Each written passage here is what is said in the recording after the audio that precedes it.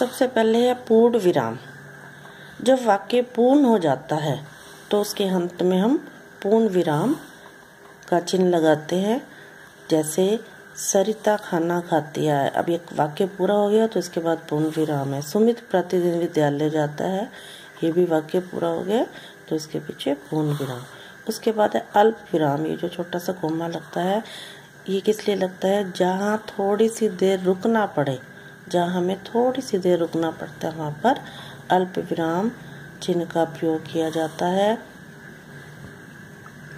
अर्थात एक से अधिक वस्तुओं को दर्शाने के लिए भी अल्प विराम का चिन्ह लगाया जाता है। जैसे आचार्य जी हरीश, कमल, नरेश व मुकेश को पढ़ाते हैं। अब ये एक से अधिक व्यक्तियों के नाम हैं तो इनको अलग अलग करने के लिए भी अल्प विराम का प्रयोग किया गया है।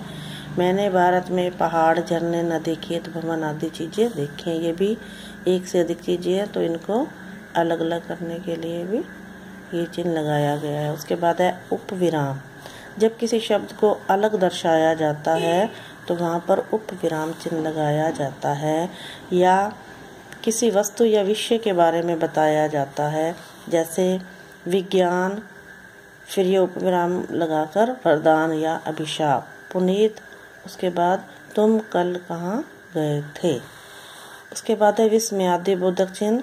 इसका प्रयोग खुशी के लिए, दुख के लिए, हैरानी के लिए, घृणा के लिए लगाया जाता है। इसका प्रयोग किया जाता है जहाँ पर ऐसे शब्दों को, जहाँ कोई दुख की बात हो, खुशी की बात हो, हैरानी की बात हो, उसके लिए किया जाता है। जैसे हाय, आ, छी, अरे, शाबाश, आहा कितना सुहावना मौसम है।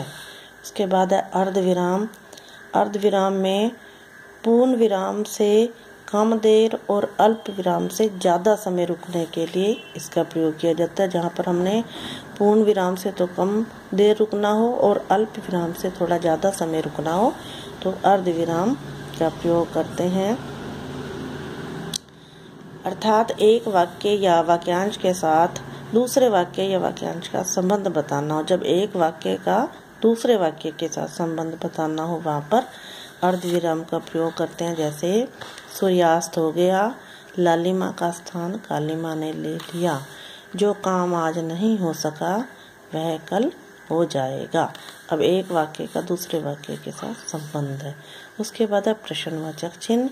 यह चिन्ह उस वाक्य के अंत में लगाया जाता है जब किसी से कोई प्रश्न पूछा जाता है। जैसे पूजा, कल आप स्कूल क्यों नहीं आई। हम इससे ये प्रश्न पूछ रहे हैं तो इसके बाद प्रश्नवाचक चिन्ह आया है। आप संध्या कब करोगे। उसके बाद है योजक चिन्ह, डैश, जिसको हम बोलते हैं